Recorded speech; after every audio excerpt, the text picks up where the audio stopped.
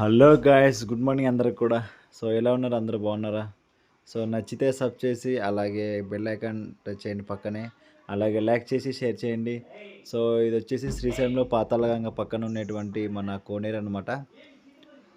ఇక్కడ కృష్ణుడు అయితే నిలిచాడనమాట.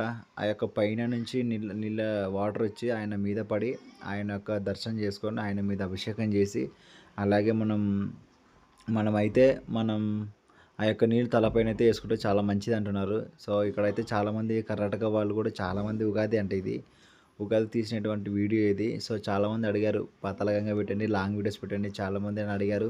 సో మీకోసమే ఈరోజు అయితే నేను లాంగ్ వీడియో అయితే తీసి పెట్టాను. సో ఇది చూడండి, ఇక్కడ మన కృష్ణుడు ఒక పాము మీద నిలబడి చాలామంది చూసింటారు ఈ వ్యూ ఫోటో కూడా. చాలామంది ఆ యొక్క కృష్ణుడి మీద వాటర్ పోసి ఆ యొక్క వాటర్ ఎక్కడి నుంచి వస్తాయని కూడా అడగొచ్చు మీరు. సో పైన నుంచి వాటర్ వస్తాయి కొండలో నుంచి. అసలు ఎలా వస్తాయో కూడా నాకైతే అర్థం కాదు, షాక్ అయ్యా. అసలు వీళ్ళు ఎందుకు ఎలా సాగుతాం, ఇలా ఎలా జరుగుతుంది?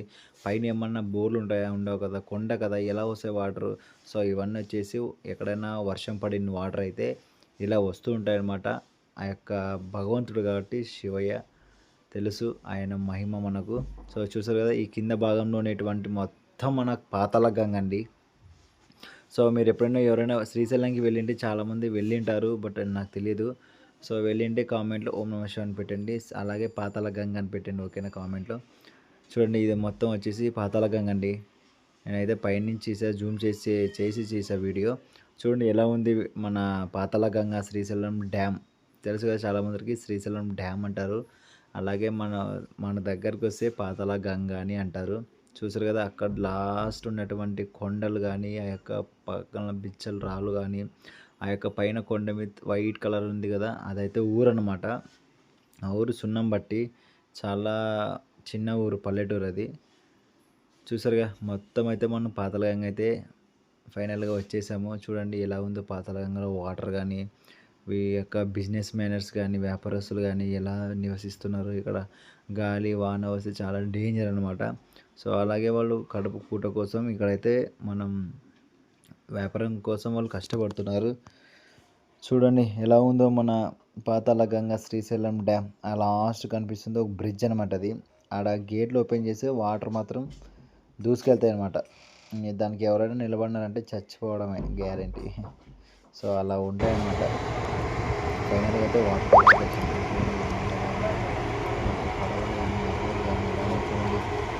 సూపర్గా ఉన్నాయి కదా, ఆ నీళ్ళు చూసుకుంటే భయం వేస్తుంది నాకు. అక్కడైతే ఒక పడవ బయలుదేరుతుంది అనమాట, మొత్తం రౌండ్ వేయడానికి. ఒక్క టికెట్ ఒకరికి 80 రూపీస్ అనమాట, అంటే 8 రూపాయలు ఒక్కరికి 80 రూపీస్.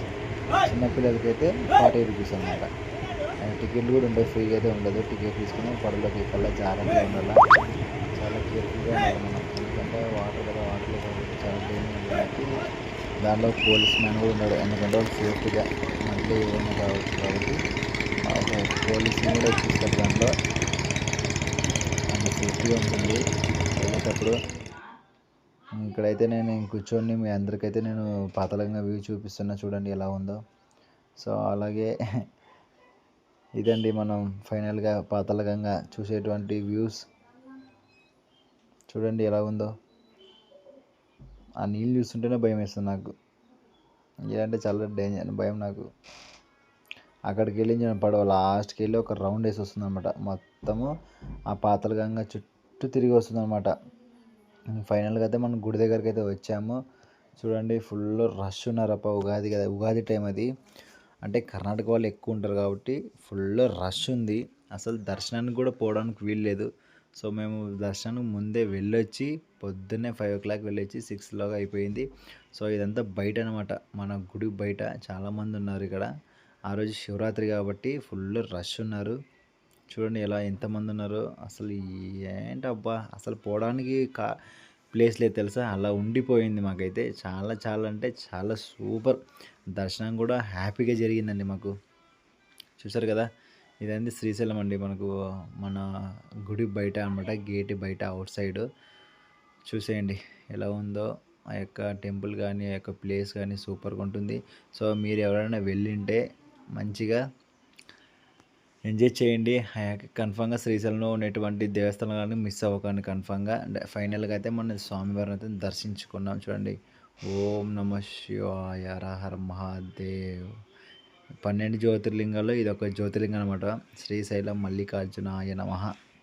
ఓం నమః శివాయ హర హర మహా